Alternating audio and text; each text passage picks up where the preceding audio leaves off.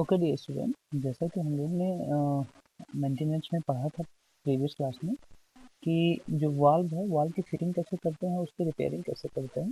Fitting में जैसे कि मैंने आपको बताया था कि पहला जो फिटिंग का प्रोसेस होता है उसमें आपको ये पता करना होता है कि आपका फिट सही है या नहीं है, वाल्व जो है वो सही तरीके से फिट हो रहा है या नहीं है। तो उसके लिए हमने अब प्रेशर टेस्ट की बात करी थी। प्रेशर टेस्ट में जैसे कि आपको पता होगा करते क्या है कि आपको क्या होता है, जो आपका वाल्व शीट होती है उस पर क्या करते हैं कि गैस्केट फिट करते हैं। ठीक है, गैस्केट फिट करने के बाद वाल्व शीट पे एक जो गैस्केट फिट करने के बाद हम एडाप्टर लगा देते हैं, और वहाँ से क्या होता है, एडाप्टर लगाने के बाद हम पानी भर देते हैं। अगर कहीं से भी वाल्व में लीकेज होगा तो एयर बबल जो है वो जनरेट होंगे, और इससे हमें पता चल जाएगा कि हमारा जो वाल्व है वो सही से फिट हो रहा है सीट पे या नहीं हो रहा है। ठीक है, तो ये तो रही वाल्व की बात। अब आगे हम बढ़ते हैं, देखते हैं वाल्व गाइड क्या होता है। ठीक है, तो वाल्व जिसमें मूव करता है, ठीक है, उसको हम क्या बोलते हैं, वाल्व गाइड बोलते हैं। ठीक है, अभी इसके इंस्पेक्शन की ज़रूरत हमें इसलिए पड़ती है क्योंकि हमारे अगर वाल्व गाइड सही नहीं होगी या जो क्लियरेंस होगा आपका वाल्व वाल्व के स्टेम में और गाइड में, तो वो सही से आपका जब फिट नहीं होगा तो लीकेज ऑब्वियस सी बात है कि उसमें लीकेज जो है वो रहेगा। तो इसके लिए एक स्पेशली वाल्व गाइड 4 गेज होता है, जिसकी सहायता से हम क्या करते हैं कि वाल्व जो गाइड होता है उसके अंदर फिट करके और 3-4 जगह हम रीडिंग ले करके जो उसके क्या नाम है बोर होती है उसकी साइज हम जो है वो मेजर करते हैं। ठीक है, अगर वहाँ हमें अलग अलग पॉइंट पे जो रीडिंग होती है वो डिफरेंट होती है, तो उनका एवरेज लेके हम ये मेजर कर लेते हैं कि हमारी साइज कितनी है। देखिए, एक प्रोसेस और होता है कि आप ये काम कर सकते हैं कि आप वाल्व को जो है अंदर फिट करके और रोटेट कराइए, है ना, घुमाइए, मतलब रोटेट करा दीजिए अंदर, और उसके बाद डायल गेज से रीडिंग को नोट कर लीजिए। ठीक है, फिर ऐसे कई लोकेशन पे आप अगर फिट करके और रोटेट करने के बाद डायल गेज से रीडिंग लेंगे तो आपको पता चल जाएगा कि दोनों के बीच में क्लियरेंस, सफिशिएंट क्लियरेंस हर एक पॉइंट पे है या नहीं है। ठीक है, अब बात करते हैं अगर इसकी रिपेयरिंग की, तो देखिए क्या होता है कि हम अगर ज़्यादा हमारे बीच में क्या नाम है, मतलब कि वाल्व और वाल्व गाइड के बीच में अगर क्लियरेंस ज़्यादा बढ़ गया तो वहाँ से लीकेज के चांसेस ज़्यादा बनते हैं, और जो वाल्व होगा वो आपका सही तरीके से जो है वो क्लोज नहीं करेगा। तो उसके लिए आपको क्या करना होता है कि आप नर्लिंग टूल की हेल्प से क्या करेंगे, मटेरियल को फिल करके और उसे नर्लिंग कर देंगे। नर्लिंग करने के बाद आपको जितनी भी रिक्वायर्ड डायमीटर चाहिए होगी या उसका क्या नाम है बोर चाहिए होगा,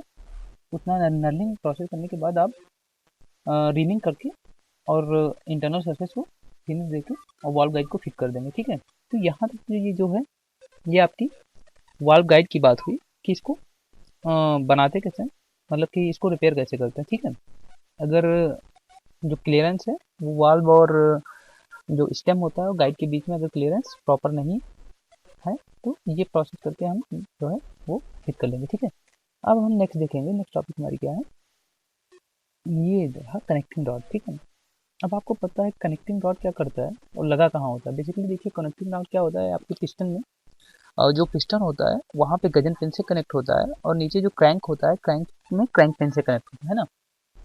ये आपका होता है, ये आप देख रहे होंगे, जो इसको बोलते हैं कनेक्टिंग रॉड का लार्जर पोर्शन या बड़ा सिरा, और ये होता है छोटा सिरा। आप बड़े सिरे पे देखते होंगे, इसको बोलते हैं बिग एंड, है ना। ये जो आपका होता है आधा पोर्शन ये अलग हो जाता है। तो ये जो आप एक्सिस देख रहे हैं, पहले तो ये देखिए, जो इसका मेन ट्रंक होता है ये आई सेक्शन का होता है, ये आप सबको पता है ना। तो जो आपका ये बड़ा सिरा होता है, ये जो एक्सिस होती है उसके परपेंडिकुलर जो है, परपेंडिकुलर काट में ये कनेक्ट होता है। ये आप देख रहे होंगे यहाँ पे बोल्ट पे ये टाइट रहता है, टाइटन रहता है। ठीक है, तो आप देखेंगे कि और बेसिकली आप देखिए ये कोर स्टील का जो है हमारा कनेक्टिंग रॉड वो बना होता है। तो अगर हम देखिए क्या क्या हो सकता है इसके, अगर हम ज़्यादा प्रेशर इस पर अप्लाई करेंगे, ठीक है, या जो बोलते हैं डिटोनेशन या इग्निशन फ्री इग्निशन होता है, तो उससे जब क्या होता है कि आपका कनेक्टिंग रॉड जो है उसके बेंडिंग के चांसेस या ट्विस्टिंग के चांसेस ज़्यादा होते हैं। ठीक है, अब एक सेकेंड, ठीक है, तो देखते हैं कि यहाँ पे देखिए, अब इसको इंस्पेक्शन कैसे करेंगे कि आपका कितना बेंड है या कितना ट्विस्ट है। तो एक अरेंजमेंट होता है, यहाँ पे एंगल गेज होता है। देखिए ये एंगल गेज होता है, ठीक है, ये आपका कनेक्टिंग रॉड रहता है। तो जो आपका बड़ा सिरा होता है कनेक्टिंग रॉड का, वहाँ उसको यहाँ पे हम नीचे फिट कर लेते हैं। पहले क्या करेंगे, इसके अंदर जो आपका बुश लगा होता है तो बियरिंग, उसको निकाल लेते हैं। ठीक है, दोनों को निकालने के बाद इसको बड़े सिरे को नीचे फिट कर देते हैं। ऊपर वाले सिरे को हम सॉरी ऊपर वाले सिरे को यहाँ पे फिट करेंगे। और देखिए यहाँ पे क्या होता है, एक एंगल गेज होता है। तो जब भी आप या तो एंगल गेज से मेजर कर सकते हैं, ये एंगल गेज यहाँ पे फिट करेंगे तो ये आपका पैरेललिज्म जो है ये कनेक्टिंग रॉड का वो बता देगा। अगर पैरेलल है तो ये एंगल गेज का ये जो सिरा होगा, ये जो आपका पिन होगा उस पर फिट आएगा। अब देखिए, अगर दूसरे दूसरे ग्राफ से हम देखते हैं फिगर से कि कैसे करते हैं। देखिए ये है, जैसे कि अगर हम इस फिगर में बात करें तो हम जब पूरे कनेक्टिंग रॉड को फिट करते हैं तो अब देखिए डायल गेज को आप मूव करेंगे ना, इस डायरेक्शन में मूव करेंगे तो अगर या तो ये क्या होगा, या तो ये लेफ्ट साइड बेंड होगा या तो ये राइट साइड बेंड होगा। तो अगर बेंड होगा तो डायल गेज जो है वो हमारा डिफ्लेक्ट करेगा, अगर बेंड नहीं होगा तो डायल गेज में कोई डिफ्लेक्शन नहीं आएगा। सेम पोजीशन लेफ्ट और राइट दोनों साइड में रहेगी पिन की। तो वहां से हमको पता चल जाएगा ये बेंड है कि नहीं है। अगर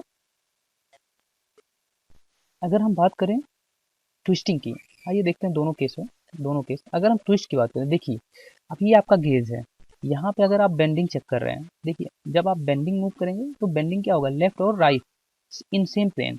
जिस प्लेन में हम जिसको देख रहे हैं, ठीक है, अभी सामने से इसी प्लेन में क्या होगा, लेफ्ट और राइट मूव करेगा।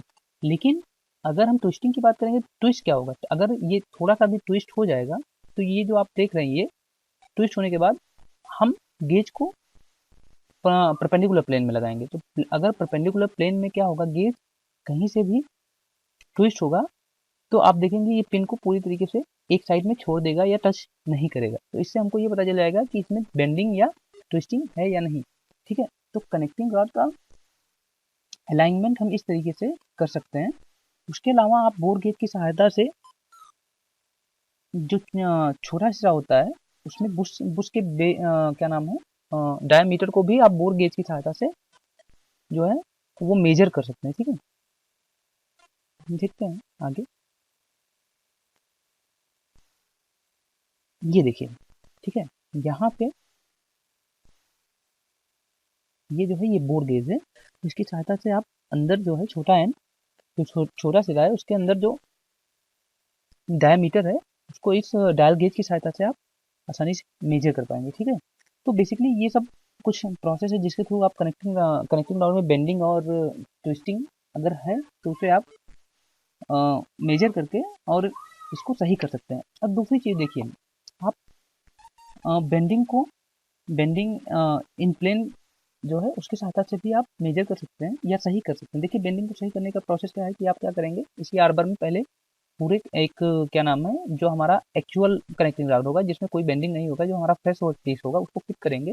उसको फिट करने के बाद जो हमारा ट्विस्टेड होगा, अगर उसको चेक करना है कि ट्विस्टेड है या नहीं है, तो हम जब फिट करेंगे पहले हम नीचे वाले बड़े एंड को फिट कर देंगे और ऊपर वाले को हम जब प्रेस करके फिट करेंगे तो अगर वो उसमें ट्विस्ट होगा तो वो उसमें फिट नहीं होता है। अगर ट्विस्ट नहीं होगा तो ऑटोमेटिकली जो हमारा आइडियल क्या नाम है कनेक्टिंग रॉड होगा उसमें जो क्या नाम है जिसको हमको मेजर करना है कनेक्टिंग रॉड को, वो भी अगर फिट करेंगे तो वो दोनों फिट आ जाएगा। तो इससे हम ये पता कर पाएंगे कि हमारा फिट है या नहीं है। ठीक है, तो बेसिकली आजकल आप देख रहे होंगे फ्लूइड, या अगर बात करें कनेक्टिंग रॉड को सही करने की तो हाइड्रोलिक प्रेस वगैरह की सहायता से भी हम कनेक्टिंग रॉड को ज़्यादा क्या नाम है जो भी बेंड होता है उसको ठीक कर पाते हैं। ठीक है, तो ये रहा बेसिकली कनेक्टिंग रॉड।